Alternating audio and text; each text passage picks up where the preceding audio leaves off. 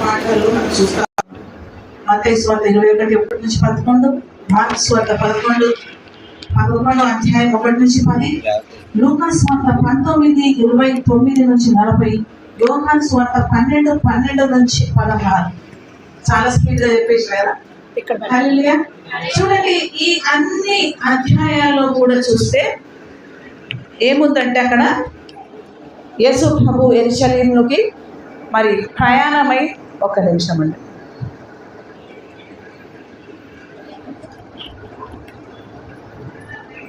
యెరూషలేములోకి ఆయన ప్రయాణమై మరి వచ్చిన ఆ విషయాన్ని మనం గమనిస్తున్నాం. ఎందుకు ఆయన మరి ఆ గాడిద మీద ఎక్కి రావాల్సి వచ్చింది? గాడిదను చూస్తే మనం ఇష్టపడం, గాడిదను చూస్తే దానిని ఎవరు కూడా చేర్చుకో. అలాంటి ఆ గాడిద పైన ఈయన ఊరేగుతూ వస్తూ ఉన్నాడు. అయితే ఎందుకు గాడిద మీద రావడానికి కారణం ఏంటిదనంటే, ప్రవచనాల నెరవేర్పు కొరకు ప్రభుల వారు మరి గాడిద మీద వచ్చారు. మనం అది ఎక్కడెక్కడ చూస్తామంటే జకర్యా గ్రంథం 9:9 చూస్తే అక్కడ రాయబడినటువంటి సందర్భాన్ని గమనిస్తే, నీ రాజు నీతిపరుడు, సమాధానకర్త అయిన రాజు గాడిద మీద ఎక్కి వస్తాడు అన్నటువంటి ఆ ప్రవచన వాక్కును నెరవేర్చడానికి ప్రభుల వారు గాడిదను ఎక్కి వచ్చారండి. ఎందుకు గాడిద మీద వచ్చారు అన్న విషయాన్ని మాట్లాడితే, రాజు వస్తున్నాడు, హోసన్నా జయం జయం అని పలుకుతున్న ఆ రారాజు గాడిద మీద రావడానికి కారణం ఏంటి అని గమనిస్తే, గుర్రం మీద రావచ్చు కదా, మనకు ఆలోచన కదా, మనకు చాలా ఆలోచనలు, బైబిల్ చదువుతుంటే చాలా ఆలోచనలు వస్తాయి. కానీ ఆయన గుర్రం మీద రాకపోవడానికి కారణం ఏంటిదంటే, ఆయన యుద్ధం చేయడానికి రాలేదు, కానీ మనందరినీ సమాధానపరచుకోవడానికి, మనందరినీ తండ్రితో ఏకం చేయడానికి, మనందరినీ తండ్రితో కలపడానికి, మనం ఉన్నటువంటి ఆ స్థితి నుంచి దేవుని సన్నిధికి నడిపించడానికి ఆయన గాడిద మీద వచ్చాడు. యుద్ధము చేయడానికి రాలే ఆయన, పోరాటం చేయడానికి రాలే ఆయన, మనందరినీ కూడా తండ్రితో సమాధానపరచడానికి ఈ లోకానికి వచ్చాడు. ఆయన యెరూషలేములో ప్రవేశిస్తున్నాడు. యెరూషలేములో ప్రవేశిస్తుంటే జనులంతా కూడా సంతోషంతో గంతులు వేస్తూ మట్టలన్నీ పరుస్తున్నారు, ఆ చెట్టు కొమ్మలను పరుస్తున్నారు. జయం జయం జయం, సర్వోన్నతమైన దేవునికి విజయం జయం అంటున్నారు. ఇక్కడ దేవునికి జయం కలుగును కాక అని ఏం చేస్తున్నారు? వీళ్ళు స్తుతిస్తున్నారు, కీర్తిస్తున్నారు, ఆయనను పూజిస్తున్నారు, ఆయనను అక్కడ ఆ రాజుని కనపరుస్తున్నారు. ప్రజలంతా కూడా ఆ ప్రభువుకి ఘనత మహిమ ప్రభావాలు చెల్లిస్తున్నారు. అయితే ఎందుకు మరి మట్టలు ఇవన్నీ ఎందుకు పరిచారు? బట్టలు కూడా పరిచారు కదా. ఆ మట్టలు పలవడానికి కారణం ఏంటిదంటే, ఆ కాలంలో రాజును ఎదుర్కోవాలంటే, రాజులను ఎదుర్కోవడానికంట వీళ్ళు ఏం చేసేవారు? బట్టలు, ఇంకా మట్టెలు, ఇంకా ఖజూర అవి కొమ్మలు అన్నీ కూడా పరిచేవారంట. అయితే వీళ్ళు రాజు వస్తున్నాడు కాబట్టి ఆ రాజుకి వీళ్ళు ఏం చేస్తున్నారు? ఇవన్నీ పరిచి స్వాగతిస్తూ ఉన్నారు. ఆయన యెరూషలేములో ఎంట్రీ ఇవ్వడానికి కారణం ఏంటిదంటే, ఆయన యెరూషలేములో ప్రవేశించి పరలోకంలో మనల్ని చేయడానికి ఆయన యెరూషలేములో ప్రవేశించాడు.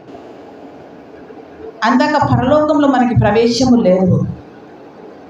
మనమున్న పాప స్థితిని బట్టి, మనకున్నటువంటి ఆ పాపంలో ఉన్నటువంటి మనని తండ్రితో సమాధానపరచడానికి ఆయన యెరూషలేము దేవాలయంలోకి వెళ్ళారంట. హల్లెలూయా. చూడండి, మత్తయి సువార్త 21 అధ్యాయము 5వ వచనంలో చూస్తే,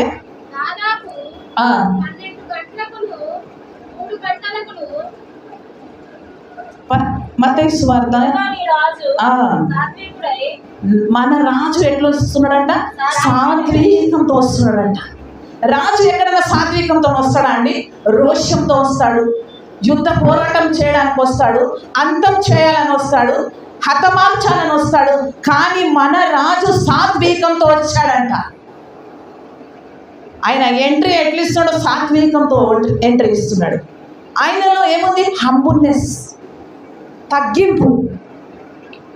ప్రభులో ఎంత తగ్గింపు ఉందంటే అంటరానటువంటి జంతువు అది, దానిని ఎవ్వరు ముట్టుకోవాలని ఆశపడరు కూడా. అలాంటి దానిపైన ఆయన కూర్చొని వస్తూ ఉన్నారు. పాతకాలంలో చూస్తే గాడిద మీద ఎవరిని ఊరేగిస్తారంటే చాలా తప్పు చేసి పాపం చేసిన వ్యక్తులను ఏమంటారు, నేను గుండు గీసి గాడిద మీద ఊరేగిస్తా అంటారు. అట్లాంటి ఆ గాడిద మీద ప్రభు ప్రయాణం చేస్తున్నారు. అయితే ఆ నీచ స్థితి ఎవరిది? మనదది. మనమున్న పాపము, మనమున్న శాపము ఆయనే అంతా మోసుకొని ఆయన ఏం చేస్తుండు? ఆ గాడిదను ఎక్కి వస్తూ ఉన్నాడు. వస్తున్నప్పుడంట అందరు జయం పలుకుతున్నారు ప్రభుని. జయము జయము జయం అంటున్నారు. మనకి నోరు నుండి కూడా మనం ప్రభుని జయం అని పలకలేకపోతున్నాం. ఆయన ఏమై ఉన్నాడో మనం చెప్పలేకపోతున్నాం. ఆయన ఏం చేయగలుగుతాడో చెప్పలేకపోతున్నాం. ఆయన ఏమైనా చేయగలుగుతాడని చెప్పలేకపోతున్నాం. కానీ ఇక్కడున్న ప్రజలు మాత్రము ఆయన జయ వీరుడు అని చెప్పి జయం జయం అంటూ ఉన్నారు. ఎందుకు జయమని పలుకుతున్నారు వీళ్ళు? దేనికి జయమని పలుకుతున్నారు వీళ్ళు? ఎందుకు ఇంత సంతోషిస్తున్నారు వీళ్ళు? ప్రభువును చూసిన వెంటనే ఎంతో సంతోషిస్తున్నారు వీళ్ళు. ఎందుకు అంటే ప్రభు కూడా సంతోషంగా ఎందుకు ఉన్నాడంటే మన అందరి పాపాల కొరకు ఆయన రానున్న దినాల్లో అంతం కాబోతుడు, మరణం కాబోతుడు. మనందరినీ కూడా పవిత్రపరిచి ఆ పరలోక రాజ్యం స్వతంత్రించుకోవడానికి ఆయన కృప చూపబోతున్నాడు. కాబట్టి అక్కడ ఆ జయవీరునికి జయం అంటున్నారు. ఆయన చనిపోతాడని తెలుసు. ఆ 5 రోజులు అంటే ఇది జరిగింది ఎప్పుడంట? హోలీ వీక్ బిఫోర్ జరుగుతుంది.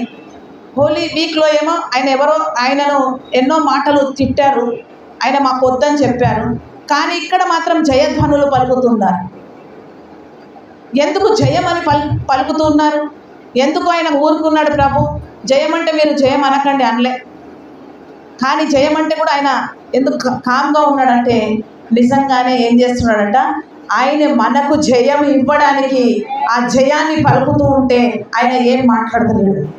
మనం అపజయంలో ఉన్నాము, అపవాది శక్తులతో పీడింపబడి ఉన్నాము, మనము దేవునికి విరుద్ధమైన జీవితంలో ఉన్నాము. అందుకే మనకి జయం ఇవ్వడానికి ఆయన జనధనులతో యెరూషలేములోకి ప్రవేశిస్తూ ఉన్నాడు. మొదటిగా ప్రవక్త ఒక ప్రవచనాల నెరవేర్పు కొరకు ఆయన గాడిద మీద వచ్చాడు. రెండవదిగా ఆయన ఎందుకు వచ్చిందని చెప్తున్నంటే సాత్వికుడుగా తనను తాను తగ్గించుకుంటూ ఆ జయధ్వనులతో ఆయన యెరూషలేములోకి వెళ్తూ ఉన్నాడు. మరి యెరూషలేము ఒక పేరును గన మనం చాలా నేమ్స్ ఉన్నాయి అంటున్నారు. మరి నేను కొన్ని నేమ్స్ని చూశాను. యెరూషలేముని సిటీ ఆఫ్ పీస్ అని పిలుస్తారంట, అంటే సమాధానము. మరి రెండవదిగా దానిని ఇంకా ఏమని పిలుస్తారంటే షాలోమ్ అంటారంట, షాలోమ్. మూడో అంటే యెరూషలేముకి ఇన్ని పేర్లు ఉన్నాయి. ఇంకా హీబ్రూలో ఇంకా చాలా లాంగ్వేజెస్లో వేరే రకాలుగా ఉంది. కానీ నేను ఇప్పుడు కొంచెం చిన్నగా నేను చూశాను. అయితే సిటీ ఆఫ్ డేవిడ్, షాలోమ్, ఇంకా సిటీ ఆఫ్ పీస్ అని పిలుస్తున్నారంట. అయితే యెరూషలేములో ప్రవేశించడానికి కారణం ఏంటిదంటే సిటీ ఆఫ్ పీస్ అంటే ఈయన ప్రవేశించినాకనే అక్కడ ఏమైందా, ఆ సిటీ ఆ దేశం ఏమైందంట, సమాధానపరచబడ్డది. ఈయన ప్రవేశించినాకనే మనం ఏమని పలుకుతాం? షాలోమ్ కదా, షాలోమ్ అని పలుకుతాం. దేవుడు వాగ్దానం ఇచ్చిండు దావీదుకు ఏమని, నీ వంశంలోకి వెళ్ళి రాజు రాబోతున్నాడు. ఆ రాజు నిరంతరం నిలిచి ఉంటాడు. ఆ రాజు మన పాపముల కొరకు, మన శాపముల కొరకు మరణము నొందబోతున్నాడు. ఆ రాజు నీ కుటుంబంలో, నీ వంశంలో శాశ్వతంగా ఉండబోతుందని దావీదుకి ఇచ్చినటువంటి మాటను బట్టి ఆ దేశానికి ఏముందంట, సిటీ ఆఫ్ డేవిడ్ అని పిలుస్తున్నారంట. హల్లెలూయా.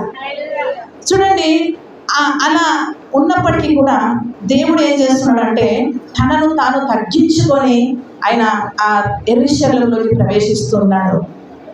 అయితే మన జీవితంలో సంఘంలో కానీ, సమాజంలో కానీ, ఇంట్లో కానీ ప్రతి విషయంలో మనము తగ్గించుకొని జీవించే జీవితము మనకి ఉండాలి. తగ్గింపు లేకపోతే మనకు దేవుడు మనల్ని హెచ్చించలేడు. కాబట్టి మనము తగ్గించుకొని జీవించాలి. ప్రభువే తగ్గించుకున్నప్పుడు మనం ఎంతటి వారము అని ఆలోచించాలి. మూడవదిగా చూస్తే అక్కడ చూస్తే మనము లూకా సువార్త 19వ అధ్యాయం 13వ వచనంలో చూస్తే మన కట్లను విప్పి మనకు జయం ఇవ్వడానికి ఆయన వచ్చాడు. చూడండి, మనము కట్టబడి ఉన్నాం. గాడిద ఏం చేస్తున్నాం? కట్టబడి ఉంది. అయితే గాడిద గురించి చదువుతుంటే నేను ఇందాక చదివాను, సాయంత్రం చదివితే దానిపైన ఎవ్వరు కూర్చోలేదని రాయబడింది. ఎవ్వరు కూర్చోలేదంట. ఎందుకు ఎవరు కూర్చోలేదే ప్రభువా అని నేను ఆలోచిస్తున్నాను. ఎందుకు ఎవరు కూర్చోలేదని ఎందుకు రాయబడింది? ఆ గాడిదని తీసుకురండి అని చెప్తే అయిపోతుంది కదా. ఎందుకు మాటికి దానిపైన ఎవరు కూర్చోలే అని ఎందుకుంది అని నేను ఆలోచిస్తున్నాను. అయితే ఎందుకు ఎవరు కూర్చోలేదంటే ప్రత్యేకంగా ప్రభు కొరకు ఉంది కాబట్టి, అది ప్రత్యేకంగా ప్రభు కొరకు ఉంది కాబట్టి. గాడిదకు తెలుసా ప్రభు చూసి పిలుస్తాడని? తెలుసా? తెలియదు. అది ఎక్కడనో అక్కడ కట్టబడి ఉంది. దానిని ఎవరు కూడా నచ్చరు. అలాంటి పరిస్థితుల్లో అక్కడ ఉంటే ప్రభు చూపు గాడిద మీద పడింది. ఒక గాడిద మీదనే ప్రభు చూపు పడ్డప్పుడు నీ మీద నా మీద ఆయన చూపు ఉండదంటారా? తప్పకుండా ఆయన చూచుచున్న దేవుడు అండి. హల్లెలూయా. తప్పకుండా నీ యొక్క బాధను చూస్తాడు, నీకున్న కష్టాన్ని చూస్తాడు, నీకున్న ఇబ్బందిని చూస్తాడు. మేబీ మనుషులు ఎవ్వరు చూడకపోవచ్చు. నీ తల్లే కావచ్చు, నీ పిల్లలే కావచ్చు, నీ భర్తే కావచ్చు, నీ భార్య కావచ్చు, ఎవరు నేను చూడకపోవచ్చు. కానీ నీ కష్టంలో ప్రభు చూచుచున్న దేవుడు అండి. హల్లెలూయా. గట్టిగా చెప్పండి. హల్లెలూయా. ఆ గాడిద పైన దేవుని చూపబడి ఎవరు ఇష్టపడతలేదు దానిని, ఎవరు దానితో ఎవరు సహవాసం చేయరు కదా. అట్లాంటి వాటిపైన ప్రభు ఒక చూపు పడ్డట్టు మనము చూస్తున్నామండి. అయితే ఆ ప్రభు చూపు పడ్డాక అది అక్కడ కట్టబడి లేదని, ప్రభు చూపు పడిన వెంటనే అది విడుదల పొందుకుంది, అది విడిపించబడ్డది. అంత మటుకు అది అనుకుని ఉండొచ్చు, నేను ఇట్లానే కట్టబడి ఉంటాను, నా లైఫ్ ఇంతే, నేను ఇలానే బ్రతికి చనిపోవాలి అని అనుకుని ఉండొచ్చు. కానీ ప్రభు చూపు పడగానే ఆ గాడిద యొక్క జీవితమే మారిపోయింది. ప్రభు చెప్తున్నాడు, ఇద్దరు మనుషులు వెళ్ళి దానిని విప్పి తీసుకొని రమ్మని చెప్తున్నాడు. హల్లెలూయా. దానిని విప్పు అంటున్నాడు. చూడండి, ఆ విప్పడం అంటే మనకున్న కట్లను కూడా దేవుడు ఈరోజు విప్పడానికి ఆయన సిద్ధంగా ఉన్నాడు. ఏ కట్లతో మనం ఉన్నామో తెలియదు కదా. పాప కట్లు కావచ్చు, దోష కట్లు కావచ్చు, దేవునికి ఇష్టం లేని కార్యాలు కావచ్చు, మరి కష్టాలనే కట్లు కావచ్చు. ఏ కట్లు ఉన్నా ప్రభు విప్పడానికి ఆయన ఇప్పుడు సిద్ధంగా ఉన్నాడు. ఈరోజు నువ్వు ఏమనుకోని వచ్చినావో నాకు తెలియదు. మరి నేనైతే మందిరానికి వెళ్తున్నా, నాకు ఈ కట్లతో నేను వెళ్తున్నా, నాకు ఈ సమస్యతో నేను వెళ్తున్నా, ఈ బాధతో నేను వెళ్తున్నా, నాకు విడుదల ఉందా అని వచ్చావేమో. అయితే ఈరోజు దేవుడు చెప్తున్న మాట ఏంటి తెలుసా? నీకు దేవుడు విడుదల ఇవ్వబోతున్నాడు. నువ్వు విడిపించబడబోతున్నావు. గొప్పగా దేవుడు నిన్ను విడిపించి ఘనపరచబోతున్నాడు. దేవుడు ఘనపరిచినాక ఎవరు ఆపలేరు. దేవుడు ఆశీర్వదించినాక ఎవరు ఆపలేరు. దేవుడు నీ పట్ల కృప చూపించినాక ఎవరు ఏమి చేయలేరు. హల్లెలూయా. అన్ని కట్లను తెప్పడానికి వచ్చాడు. అన్ని అంటే ఒక కట్టు అని చెప్తలేడు ఆయన. ప్రతి కట్టును ఆయన విప్పడానికి సిద్ధంగా ఉన్నాడు. ఈ గాడిద మీద ఎవరు కూర్చున్నారు? ప్రభు కూర్చున్నాడు. కూర్చున్నప్పుడు అన్ని బట్టలు పరుస్తూ ఉన్నారు. చెట్టు కొమ్మలు అన్ని ఖజూర అవన్నీ వేస్తూ ఉన్నారు. చాలా అది ఏమైపోయింది, ఉబ్బిపోయింది బాగా. అప్పుడు నాకు ఎంత విలువ వచ్చింది. ఎవరు పట్టించుకొని నన్ను ఇంత విలువించారు ప్రజలంతా అనుకున్న తర్వాత ఇదంతా అయిపోయినాక నెక్స్ట్ డే అనుకుంది, నేను ఇప్పుడు యెరూషలేములోకి వెళ్తా, ప్రజలందరూ నా కింద అంతా మట్టలు పరుస్తారు, మరి బట్టలు పరుస్తారు, నన్ను ఎంతగా కనబరుస్తారో చూద్దామని వచ్చిందండి. ఎవరు పట్టించుకుంటలేదంట గాడిదను. ఎందుకు తెలుసా? యేసు ప్రభు గాడిద మీద లేడు కాబట్టి. ఈరోజు మనము కూడా ఎప్పుడైనా గాడిద అనుకోం కదా, గాడిదనే మనం కూడా మన జీవితంలో ప్రభు లేకపోతే మనకు విలువ లేదు. ప్రభు ఉంటేనే మనకు విలువ. ఆ గాడిదకు ఎంత రెస్పెక్ట్ ఇచ్చారో, ఆ గాడిదను ఎంతగా ఘనపరిచారో, ఆ గాడిదకు ఎంతగా విలువించారో. ఎందుకు అంటే యేసు ప్రభు ఆ గాడిద మీద ఉన్నాడు కాబట్టి. నీ పైన నా పైన యేసు ప్రభు ఉన్నప్పుడు ఈ ప్రపంచమే నీకు అడ్డుగా వచ్చిన, నీ వాళ్ళే నీకు అడ్డుగా వచ్చిన, యేసు ప్రభు నీతో ఉంటే ఎవరు ఆపలేరు. నీతో ఉంటే ఎవరు కూడా ఆపలేరు. హల్లెలూయా. మనము యేసు ప్రభుని ధరించుకొని బ్రతుకుదాం. యేసు ప్రభుని మనం కలిగి బ్రతుకుదాం. అయితే ఆయన మూడోదిగా ఆయన కట్లు విప్పడానికి వచ్చాడు. నాలుగోదిగా చూస్తే లూకా సువార్త 19వ అధ్యాయము 38వ వచనంలో చూస్తే, ప్రభు పేరిట వచ్చువాడు స్తుతింపబడును గాక.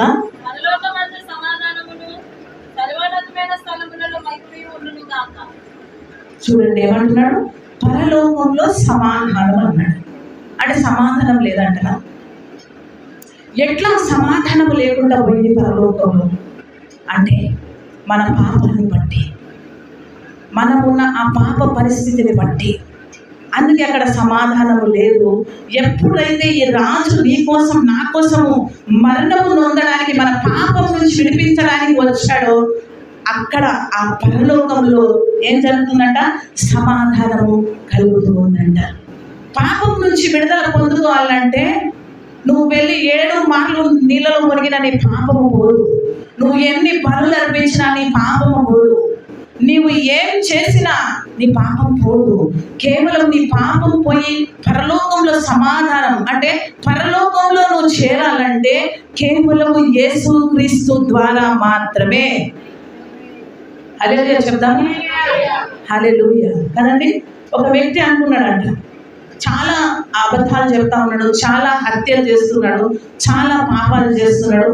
అలాంటి వ్యక్తి ఓ రోజు అనుకున్నాడంట, చాలా అన్నీ ఎక్కువైపోయినాయి, అయితే నా వల్ల అవుతలేదు. ఆయన కుటుంబం కొరకు చేస్తూ ఉన్నాడు, నా వల్ల అయితలేదు, అయితే నేను దీని నుంచి విడుదల పొందుకోవాలని ఆలోచిస్తున్నాడు. ఆలోచిస్తుంటే వెంటనే ఒక స్వరం ఆయనతో మాట్లాడుతుందంట. నీ పాపం పోవాలంటే ఏం చేయాలి అని అడిగిందంట. ఆయనకు అర్థమైతే లేదు, ఎందుకంటే పాపం పోవాలంటే ఏం చేయాలో ఎవరన్నా చెప్పకపోతే మనకి ఎలా తెలుస్తుంది. ఆయన ఏం చేసిండట, ఆలోచిస్తూ వెళ్తున్నాడంట. ఇంటికి వెళ్ళి అనుకున్నాడంట, వాళ్ళ భార్యని అడిగాడంట, నా పాపం పోవాలంటే నేను ఏం చేయాలో నాకు తెలియదు, పాపం వలన ఏదో ఒక శిక్ష వస్తుందని అర్థమైంది, అయితే ఇది పోవాలంటే నువ్వు కొంచెం నాలో నా పాపం కొంచెం తీసుకుంటావని అడిగాడు. అప్పుడు ఆమె అంది, అమ్మో నా వల్ల కాదు, నువ్వు చాలా పాపాలు చేసావు, చాలా హత్యలు చేసావు, అయితే నా వల్ల కాదు అనిందంట. కనీసం పిల్లల్ని అడుగుదాం, అయినా పిల్లల్ని మనం ఫోర్స్ చేయం, పిల్లలంటే చాలా ప్రాణం మనకి, పిల్లల్ని ఎప్పుడు ఇబ్బంది పెట్టాం. అయినా ఒకసారి అడుగుతాను, పిల్లల్ని అడిగితే అమ్మో మా వల్ల కాదు డాడీ అని. వెంటనే ఆ స్వరం మాట్లాడినటువంటి ఆ ప్లేస్కి వెళ్ళి, ఆయనకు తెలియదు కదా, అడుగుతున్నట్ట, ఆ స్వరం ఎవరో నాకు తెలియదు, అయితే ఆయన ప్రార్థన రాదు కదా, ఆయనకి ఏదో అసలు తెలియదు. అట్లాంటి వ్యక్తి నార్మల్గా మనం మాట్లాడే మాటలతో చెప్తున్నాడు. ఆ ప్లేస్లో పోయి నాకేందో నాకు తెలియదు, నువ్వు పొద్దున మాట్లాడావు నాతో, నీ పాపం పోవాలంటే ఏంటి అని అడిగావు, నాకు అర్థమైతే లేదు, మరి పాపం పోవాలంటే నేను ఏం చేయాలో ఆ స్వరమా నాకు మాట్లాడు అని అడిగాడంట. వెంటనే స్వరం మాట్లాడుతుంది, ఏమంటుంది, నీ పాపం పోవాలంటే ఒక వ్యక్తి ఉన్నాడన్నమాట. ఎవరు ఆ వ్యక్తి? నా భార్యని తీయలేకపోయింది, నా బిడ్డని తీయలేకపోయింది, నా బిడ్డలో నా భార్యని మొయ్యలేని పాపాన్ని ఆ వ్యక్తి మోస్తాడా? ఎవరు ఆ వ్యక్తి అని అడిగాడంట. ఆయన ఎవరు అంటే నజరేయుడైన యేసుక్రీస్తు ప్రభువు. హల్లెలూయా. గట్టిగా చప్పట్లు కొడదాం ఒకసారి. హల్లెలూయా. పాపం పోవాలంటే ఎవరు అంట? నజరేయుడైన యేసుక్రీస్తు ద్వారానే పాపం పోతుంది. అయితే నా పాపాలన్నీ ఆయన భరిస్తాడా? ఆయన నా పాపాలని తొలగిస్తాడా అని అడిగాడట. తప్పకుండా ఆయన మన పాపాలని పరిహారం చేయడానికి, మన పాపాల నుంచి విడిపించడానికి ఆయన వచ్చాడు అని చెప్పిందంట ఆ స్వరం.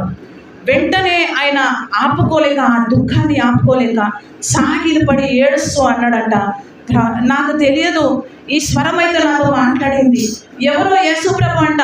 ఆ యేసుప్రభువా, నా పాపాలన్నింటినీ తొలగించు, నన్ను బాగు చేయి, నన్ను కరుణించు అని చెప్పి ఏడుస్తూ ఏడుస్తూ పశ్చాత్తాపమైన హృదయంతో మాట్లాడుతున్నప్పుడట ఒక వెలుగు రూపంలో యేసుప్రభుల వారు ప్రత్యక్షమైనంట. నా బిడ్డ నువ్వు బాధపడద్దు, నా బిడ్డ నువ్వు కృంగిపోవద్దు, నా బిడ్డ నీ కోసం నా ప్రాణం పెట్టాను, నీ కోసమే నేను ఈ లోకానికి వచ్చాను, నీ కోసమే నేను మరణమును పొందాను, నీ కోసమే నేను తిరిగి లేచాను. నా బిడ్డ నువ్వు భయపడద్దు, బాధపడద్దు, నీ పాపాలన్నింటినీ కూడా నేను క్షమిస్తున్నాను, నేను కరుణిస్తున్నాను. ఆయన క్షమించిన తర్వాత ఆయన దేవుని సేవలో బలమైన సేవకుడుగా వాడబడ్డాడండి. ఎవరో తెలియని వ్యక్తి, ప్రభువే తెలియని వ్యక్తి, కానీ ప్రభువుని తెలుసుకొని పాపం నుంచి విడుదల పొందుకొని ప్రభు కొరకు జీవిస్తున్న వ్యక్తిగా మారాడు. మీకు తెలుసా, పాపం నుంచి మనము పవిత్రపరచబడితే మనము ఏ రాజ్యానికి వారసత్వం వహిస్తూ ఉంటామంటే ఆ పరలోక రాజ్యానికి వారసత్వం వహించే బిడ్డగా ఉంటాము. ఆ పరలోక రాజ్యంలో దేవుడు మనకు స్థలాన్ని కేటాయిస్తాడు మనము పాపం నుంచి విడుదల పొందుకుంటే. నేనేం పాపం చేయలే అని అనుకుంటాము, కానీ మాట చేతను, చూపు చేతను, లేకపోతే మన ప్రవర్తన ద్వారాను ఏదో ఒకటి చేస్తూ ఉంటాం. కాబట్టి ప్రతిరోజు ప్రభు సన్నిధికి వచ్చి ఏమనాలంటే, ప్రభువా నీ రక్తముతో నన్ను కడిగి పవిత్రపరచి నన్ను నీ పరలోక రాజ్యానికి వారసత్వం వహించే బిడ్డగా నన్ను నిలుపుకో అని అడిగేటటువంటి భాగ్యాన్ని మనం దినదినము పొందుకోవాలి. అందుకే ప్రభు పేరిట వచ్చి వాడు స్తుతింపబడును గాక, పరలోకమందు సమాధానము అంటూ ఉన్నారు. ఎలా సమాధానపరచబడ్డాడు, ఎలా పరలోకంలో సమాధానము కలిగిందంటే కేవలము యేసుక్రీస్తు ద్వారానే. ఎవ్వరి ద్వారా పరలోకంలో సమాధానము లేదు, యేసు ద్వారానే మనం పరలోకంలో సమాధానము కలిగిందన్న విషయాన్ని మీకు జ్ఞాపకం చేస్తున్నాను. అయితే వీళ్ళు ఏం చేస్తున్నారంటే వీళ్ళు దేవుణ్ణి మహిమ పరుస్తున్నారు, దేవుణ్ణి మహిమ పరుస్తున్నారు వీళ్ళందరూ కూడా. అంటే వాళ్ళ భక్తి ఎలా ఉంది, వాళ్ళు దేవుణ్ణి ఎంతగా ప్రేమిస్తున్నారు అని వాళ్ళ భక్తి జీవితాన్ని, వారు దేవుణ్ణి మహిమ పరుస్తున్నటువంటి విషయాన్ని మనం చూస్తున్నాం. ఇంకో విషయాన్ని మనం చూస్తే లూకా సువార్త 19:40 చూస్తే ఏంటంట, మీరు ఊరుకుండిన ఎడల ఈ రాళ్ళు కూడా కేకలు వెయ్యును అంటున్నాడు. ఏమో చెప్తే చాలా సిల్లిగా అనిపిస్తుంది కదా, రాళ్ళు కేక వేయడమే చాలా సిల్లిగా అనిపిస్తుంది. బైబిల్ ఎక్కువ తెలియని వాళ్ళు చదివితే రాళ్ళు ఎక్కడ మాట్లాడతాయా, ఏంటి వీళ్ళు ఇట్లా రాయబడింది అనుకుంటారు కదా.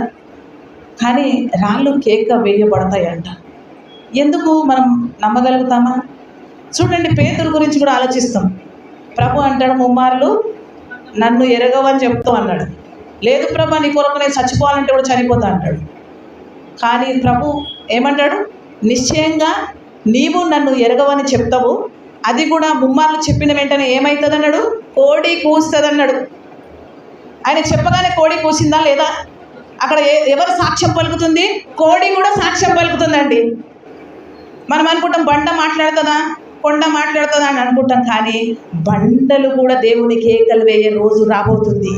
బండలు కూడా, చెట్లు కూడా అన్ని దేవుని స్తుతిస్తూ ఉంటాయి, ఆరాధిస్తూ ఉంటాయి. సృష్టిని చూడండి, అవి ఎట్లుండమని చెప్పి ప్రభు చెప్తే అట్లనే సాగుతున్నాయి. వర్షం టైంలో వర్షం ఇస్తుంది, ఎండ టైంలో ఎండ ఇస్తుంది, అన్ని దాని ప్రకారంగా నడుస్తుంది. కానీ మనిషి మాత్రము ప్రభు చిత్త ప్రకారం నడవలేకపోతున్నాడు. ఆ రాజుల రాజు వచ్చి నీ జీవితానికి విడుదలిచ్చాడు, నీకు పరలోక పట్టణం చేరేటటువంటి భాగ్యం ఇచ్చాడు. ఇవన్నీ ఇచ్చిన మనము చేయవలసినటువంటి ఆ పనులు దేవుని కొరకు ఏం చేయలేకపోతున్నామండి కదా. అసలు ఈరోజు మనము పరీక్షించుకోవాలి, ప్రభు కొరకు నేను ఏం చేస్తున్నాను.